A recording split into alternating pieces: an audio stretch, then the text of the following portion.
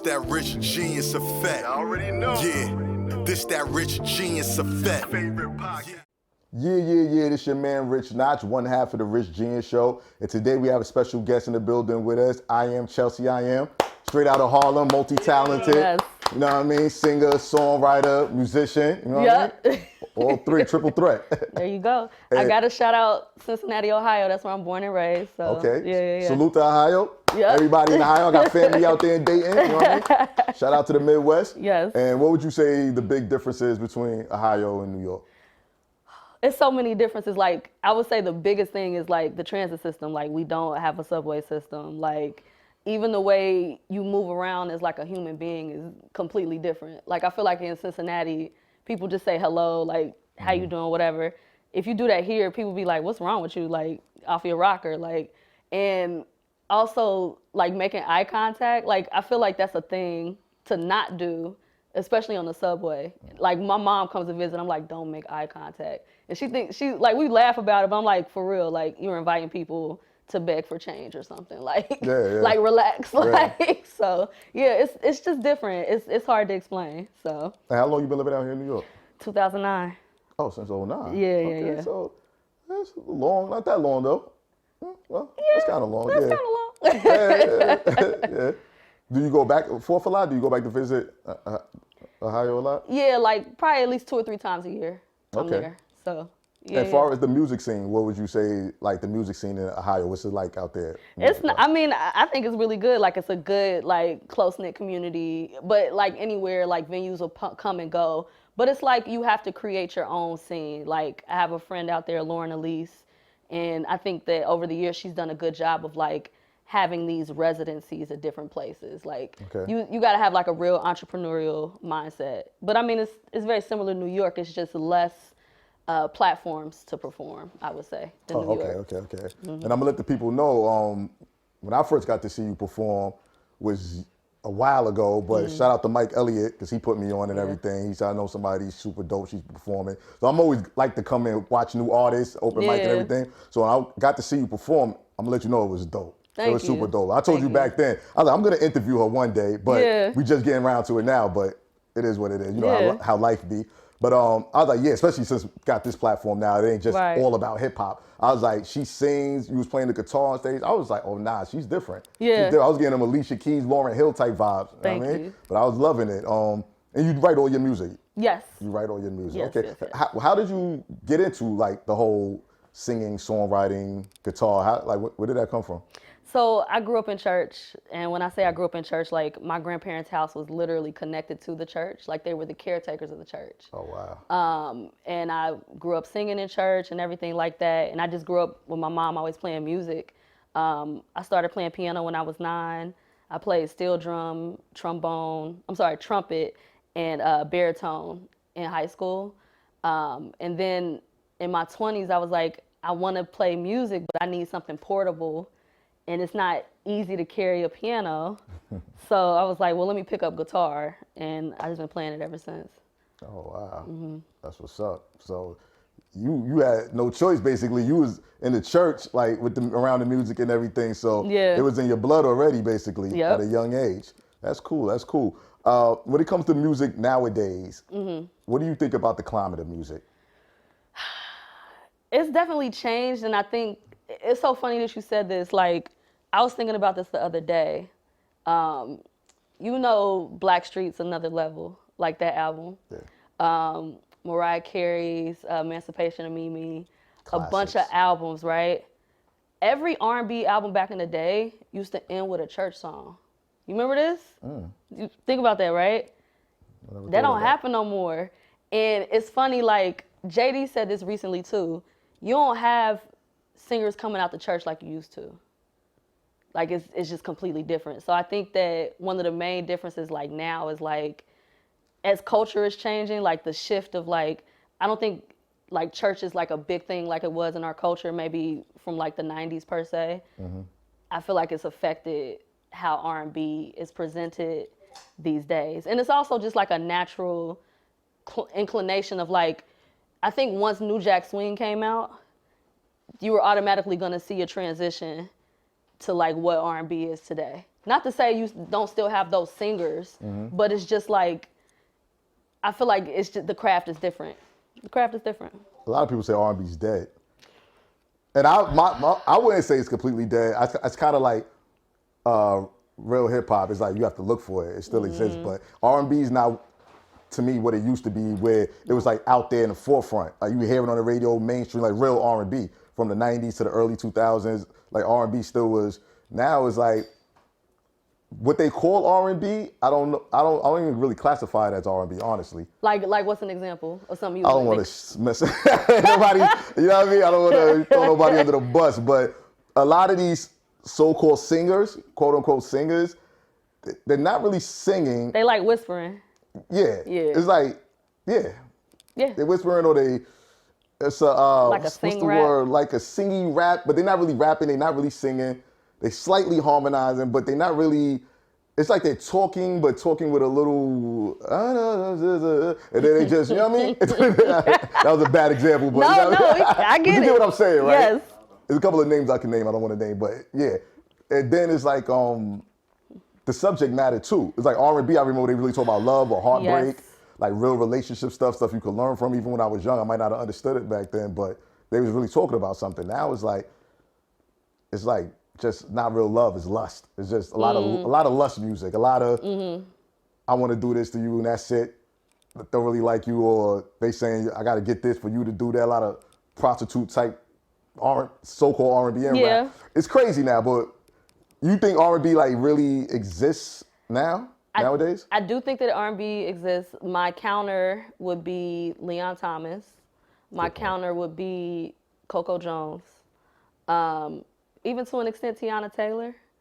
But it's not, I get what you're saying. Like there's certain things that just don't exist. Boy bands. We ain't had like a Drew Hill or a Jagged Edge, like since the closest thing I can think of, I don't know if you remember Mindless Behavior. Where they at? Like, and then there was a girl group, was it called Flow?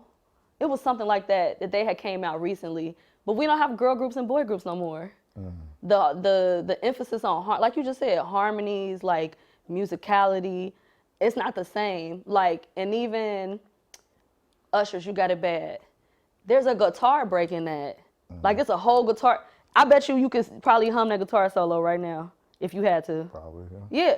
We don't, like, I think exist now, musicality is not as respected as it used to be. Not to say that people don't crave it. It's just like in a mainstream, it doesn't seem to be as respected.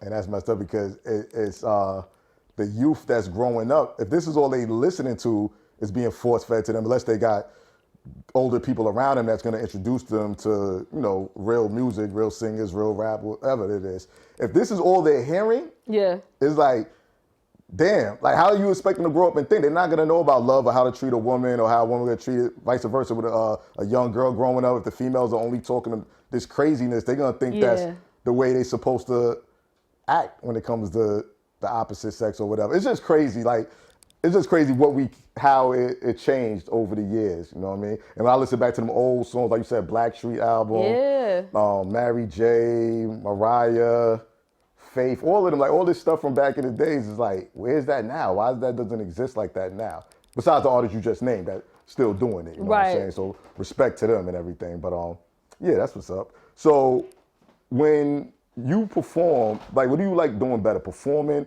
or actually being in the studio writing and recording? Like, what do you get more joy out of? Recently, I feel like it ebbs and flows.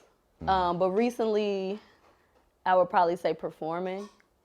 But like I said, it's like a time and place for everything. Like, as an artist, what I'm trying to like accept in myself now is like, I can give myself the permission to not always be the same type of artist. And what I mean like by that is like, you think about a Tyler, the Creator, or Pharrell, like these are artists, right? But Pharrell was just doing something with Louis Vuitton. Tyler was a creative director, I forget of what brand, but like Tyler hasn't consistently been rapping this whole time. Like he's had other ventures and things like that. And I need to be able to give myself space to try other things as an artist because I'm a creative person, so. What do you want to try like in the future? That you haven't tried yet, what would you What do you see yourself getting into? Acting, fashion, like? Funny enough, I've acted, but not like consistently or a lot. I did a musical for this festival, like in South Carolina years ago. Okay. But what I see myself getting into recently, so I've gotten into visual art. I paint, but I really want to get more into, I guess, like creation and like sculpting of things.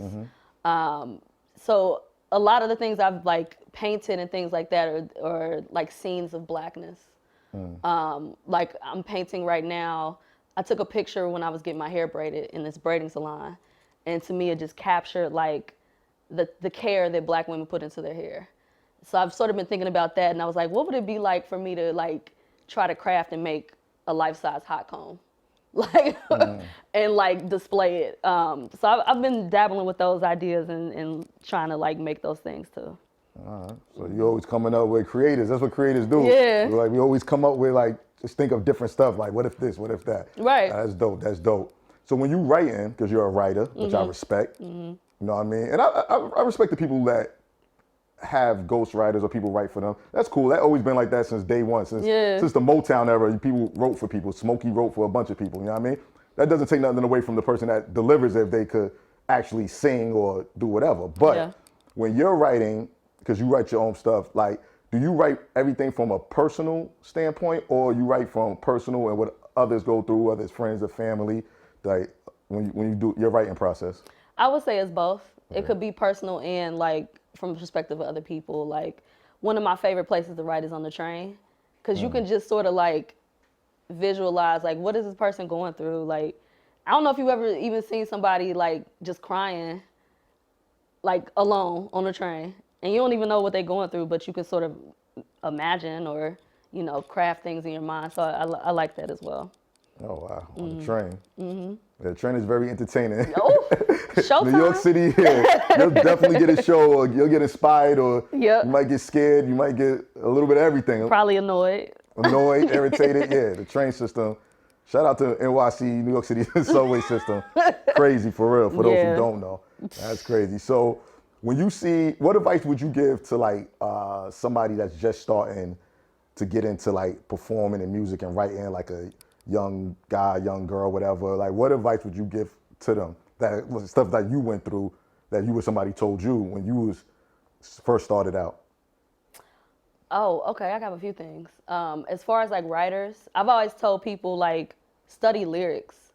I don't know, like, you know, as far as like when you were growing up, but I know for me, one of the things that I started off doing and I loved so much was like listening to the radio, writing down the lyrics. Back in the day, I don't know if you remember azlyrics.com.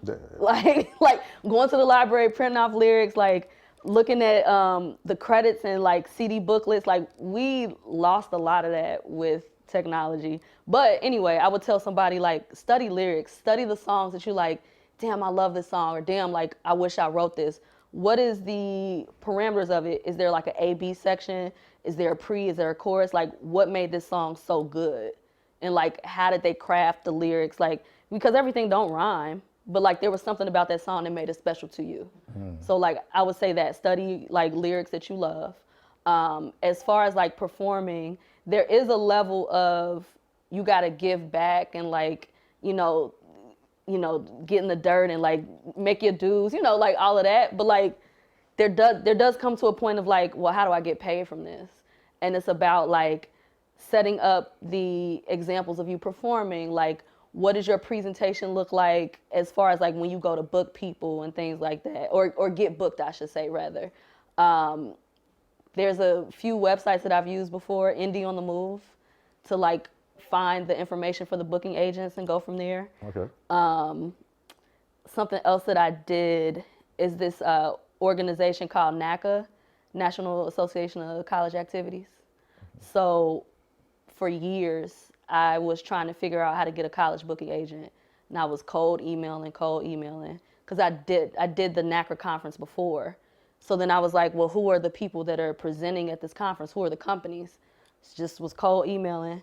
Finally, somebody reached back out and was like, we actually do need an R&B singer that's on the East Coast, because all of our people are like Midwest or like Oregon, that type of area.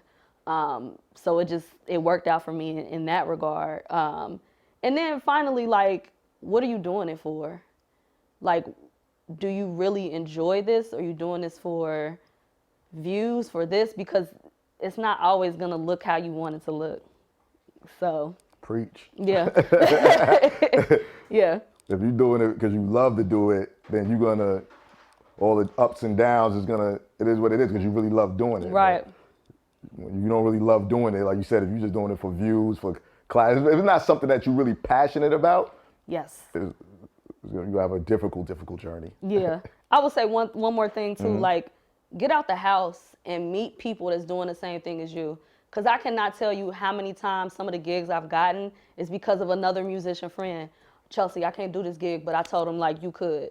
I do that all the time. And then even in being in a space where I can now book my own friends, like, I'm calling them, like, yo, I need a saxophone player that DJs. Like, I'm going to call FKA Jazz. Like, I know him. Like, we're going to call each other. It's about having that circle of people that you actually like. Because this whole networking thing of, like, you don't like nobody, like, I'm doing music to have fun. I don't like you. Like, it's okay. But if I have a circle of people that got my back and we got each other's back, that's the main way I've gotten gigs, honestly. And most of the people in your circle, did you meet them by being outside, actually interacting, right? See, I tell people all the time, some people want to sit behind the computer all day and think that's how they're gonna know. You have to actually physically put yourself in. A lot of the stuff that connections I made networking was outside.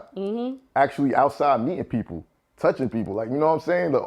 Like the computer's a great way too, but you can't just be cooped up in your room all day on the computer and think, you know what I'm saying? Like, I don't see it working like that. Maybe it works for some. I think it could work. Like, it depends on what you, like, the angle that you're going at it. Like, locally, I think that's the best way. But I've had the opportunity to perform in the Bay Area a few times. My boy Vinyl Richie, Adam Dowling, who is a DJ and also a chocolatier, randomly, we met on TikTok because I had released a single and he was like, oh, I'm gonna put it on my playlist. I'm like, okay, whatever. His playlist at least had 40,000 followers. Meanwhile, I met this man on TikTok. He was like, oh, if you're ever in the Bay, let me know. I host this thing called Helen Street Mixer. And he has a background, like, his backyard is a platform for, like, musicians to perform. Dope. So, and then, like, we also just became good friends. He just had a baby, like, I met him online. Okay. So I think for you, if you want to travel, yeah, like the online stuff and actually building community works. But like locally performing, like definitely get outside. Yeah, outside. Definitely get outside. No, you're right. 'Cause I met a couple of dope people during the pandemic, and I'm still friends with them now online, which I never thought would happen. But we met through IG. Like, shout out to Dame, shout out to Bump, Kansas City, Houston, Bree in Florida. Like, online. But that, because we was all locked in. So I was like, let me get this a try. And some people turned out to be weirdos. Some people turned out to be actually, definitely met some weirdos and some bozos. Oh, 100%. Had to cut, like, I was like, you a clown. Like, people getting, that's a whole other story. But But I met a lot of cool people just online. So you're absolutely right. It could work. But I say it's good to balance, do both. Yes. If possible. You know what I mean? What albums inspire you? Like, give me 5 albums that, this is I Am Chelsea, I Am, 5 albums that you listen to every year, you go to, your personal, like, 5 favorite R&B. We're gonna just keep it R&B albums that you listen to straight through and it motivates you. It still gives you that feeling, even in 2026, it gives you that feeling whenever you hear it, that you first got the first time you listened to it. What 5? I'm gonna break your rule a little bit, my bad. Okay, go ahead, break it. There's gonna be some hip hop in there. Okay, I'm a hip hop fan, so I just wanted to keep it. I know you R&B, but no, I'm a hip hop fan too. I know you're a hip hop fan too. I know, but R&B is like okay. Mariah Carey, The Emancipation of Mimi. Oh, man, I can listen to that album every day. It's just so good, and it's Jermaine Dupri. Like, come on. Mary J. Blige, My Life. Classic. Kanye West, The College Dropout.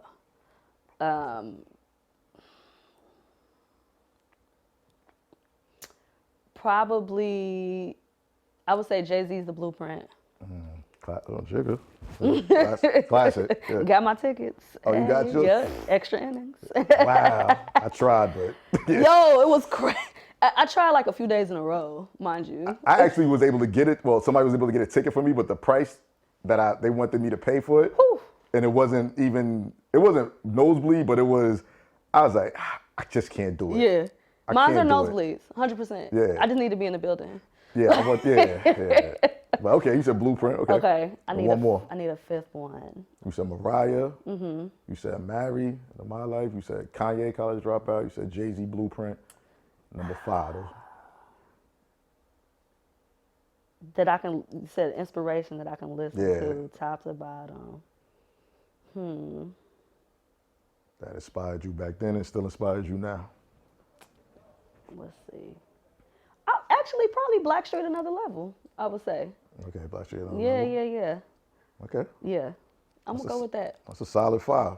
That's a solid 5. Yeah. Okay. So actually, I'm going to switch that out. Okay, go ahead. Maybe Kelly Price, Soul of a Woman. Okay. Black Street could be an honorable mention. Yes. We'll let you get 6. Honorable mention. Yeah. Okay. Kelly Price. I don't think I ever heard that album. I think that might have been the first album I bought on cassette with my own money.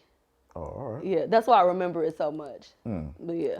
Salute to Kelly Price, super dope singer.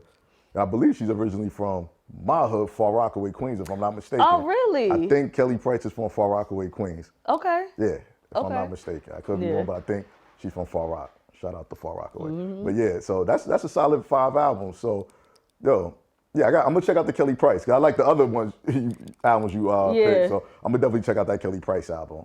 It's the one with the song she got with R. Kelly and Ronald Isley. I remember the video. They had a video for it. Damn, what's the name of it? What's the name, Lace? Anybody know? Is it What's Friend that? of Mine? She was a friend of mine. I remember that video. Kelly Price, R. Kelly, and Ronald Isley. There. It's on the tip of my tongue. I know Yeah. exactly what you're talking about too. Yeah. Yeah, I can't remember right now, but okay, that's dope. Out of the, well, you named a couple of them earlier, but out of like the new R&B wave that's out right now, relatively new, like who you feeling? You said Coco Jones. I'm definitely like Coco Jones. Yeah. Sorry, friend of mine. Friend of mine. Friend of Mine. Friend of mine. Yep. Yeah, right. Okay. That's, yeah, dope. That was a dope song. Yeah. Yeah. So the new wave, like who you feeling right now? Like who's on your radar that you listen to? Yeah, like Coco Jones, Leon Thomas. That's all you mentioned. I cannot pronounce her last name. I'm gonna butcher it. Her first name is Sasha Campbell, something like that. She's from Britain or London or whatever. Honestly, a lot of stuff I've been listening to is like 90s, 2000s, like 2010s. Like I've been listening to a lot of older stuff because, like you said, I crave the harmonies. Like, but I'm always open. Like if somebody tell me something new to listen to, I will. There's another group that's sort of like R&B hip hop. It's called Planet Giza. I think they're from Canada. I listen to them a lot too. Gotta check that out. Never heard of them. Yeah. Okay, dope. Are you gonna be working on anything soon, like a new album, a new project, something? You got something coming up? I am. And to like what I was saying earlier, like with the dabbling with other art and stuff like that, my mind has been there, but I've started like writing again. So yeah, Okay. I think it's coming. Okay. I don't want to push it. So yeah. When you start writing, does it like, how should I say this? Like, do you have to go through a lot, or you have to be in a certain mindset when you start, or you could it just comes and goes like the. For me, I have to be in a certain mindset for my art. But if I'm writing for somebody else, usually, and probably like my most recent example, it's an artist named Katini. She was on like X Factor, I think in the UK and stuff. But my process with her was more like just talking about what she was going through, like very like what's going on, what's happening. And then she's talking, I'm like jotting down ideas. Very similar to what Jimmy Jam did with Janet Jackson, I would say. Okay. So is that an easy process when you're writing for people? Depending on the person? Yeah. Okay. I feel like it might even be easier for me to write for other people than for myself. Oh wow. Well, I thought it would be more difficult to write for other people because you have to tap into their mind and their personality and what they've been through to like so for it to make sense. But I thought it would be more difficult. I mean, the difficult thing there is like their approval. Like, do you like what I wrote? Like, does this work? You know what I mean? I don't know. I feel like for me, it's like trying to be real concise about the message I want to deliver. And I think that's why I'm so, like, I don't release super often. I know that's what they say, like, you need to release, like, I had a friend that released a single once a week. I was like, whoa. Like, it's a level of, like, quality control that I feel like I need. Not to say that other people can't, because they have a well-oiled machine of, like, this is what I want it to look like. But for me, I think sometimes I probably am in my head too much of, like, what the product is going to be, the output of it. But yeah, I want to just be real, like make a concerted effort of like what I'm putting out, and it's not like just garbage, like people just putting shit out just to put it out. I don't want to do that. Okay. Yeah. So you're gonna stick with being an actual artist and a songwriter behind the scenes. You're gonna stick with both. I know some people just want to be a songwriter. They just want to write for other people. They cool with that. They don't want to actually be a artist out there. But you cool with being both. Yeah, and again, like I don't necessarily want to be pigeonholed into one area. Like I want to be able to have the freedom to like do what I'm feeling at the time. Okay, dope. What, do you have any performances coming up? I do. We can look forward to? Yeah, let the people know. May 8th through 10th, I'll be in Florida for Busch Gardens. I'm playing at their Food and Wine Festival in Florida.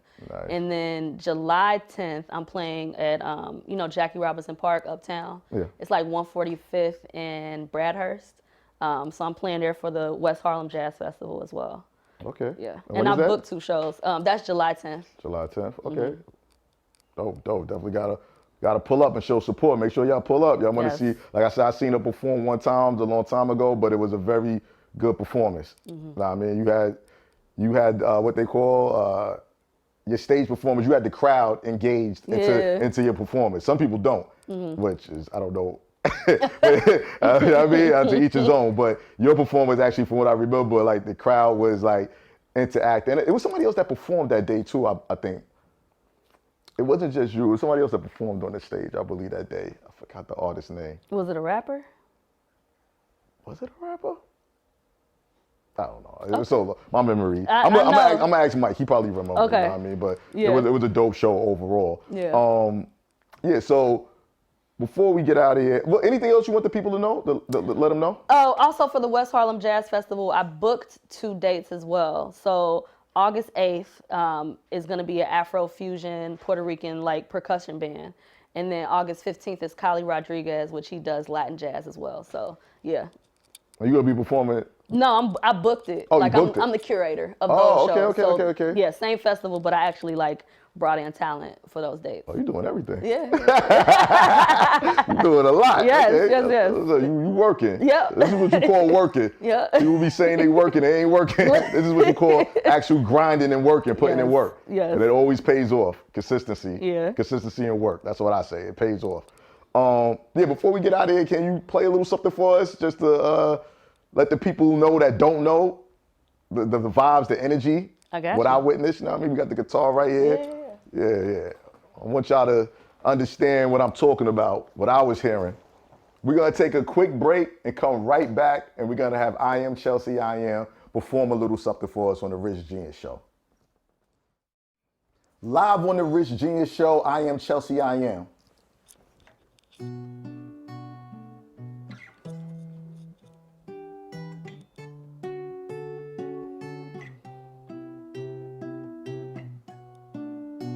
It could all be so simple, but you'd rather make it hard. Loving you is like a battle, and we both end up in scars. Tell me who I have to be to gain some reciprocity. See, no one loves you more than me, and no one ever will. Is it just a silly game that forces you to act this way? Forces you to scream my name, then pretend that you can't stay. Tell me who I have to be to gain some reciprocity. See, no one loves you more than me, and no one ever will. No matter how I think you go, we always seem to let me know it ain't working, it ain't worth it. And when I try to walk away, you earned yourself to make me stay. This is crazy, this is crazy.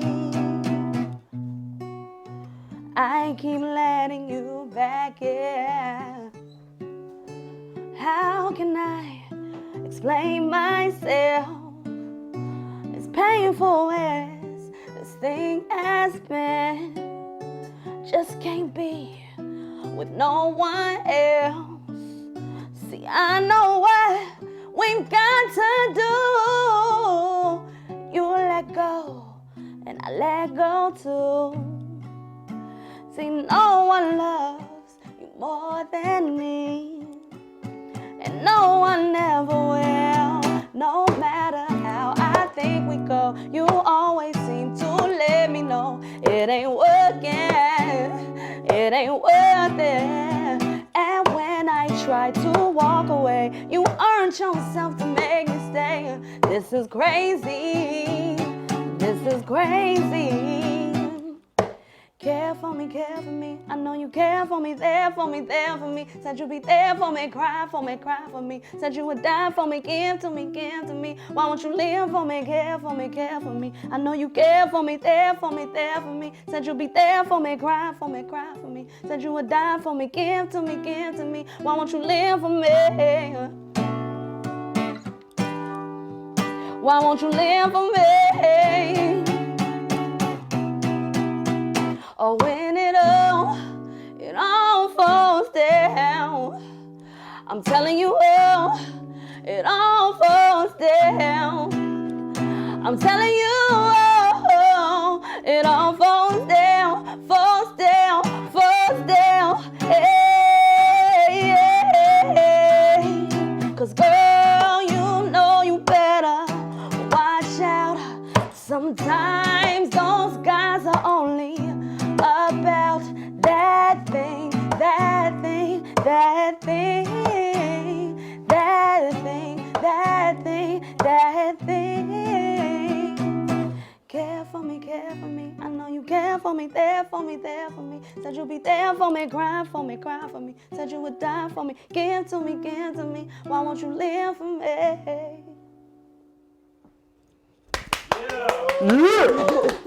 Yeah. Real talent, real skills. Real artist. That's what you call an artist. I don't know what y'all others is doing out there. I don't know what, yo. We got the dopest guest on the show. Yo, salute. Thank you. Salute, Queen. Yes. Salute. Yes, yes. You know what I mean? I am Chelsea, I am. I got no words. I'm speechless. You know what I mean? That's Thank real you for having talent. me, man. The voice. Yep. The playing, everything, you know what I mean? Salute. Thanks for coming up to the Rich Genius Show. Thanks for anything you got coming up, we there. We're gonna be pulling up now. Okay. I mean, to watch you perform. We supporting you all the way. And keep doing your thing. All right. Appreciate you. Peace. Sure. That was dope.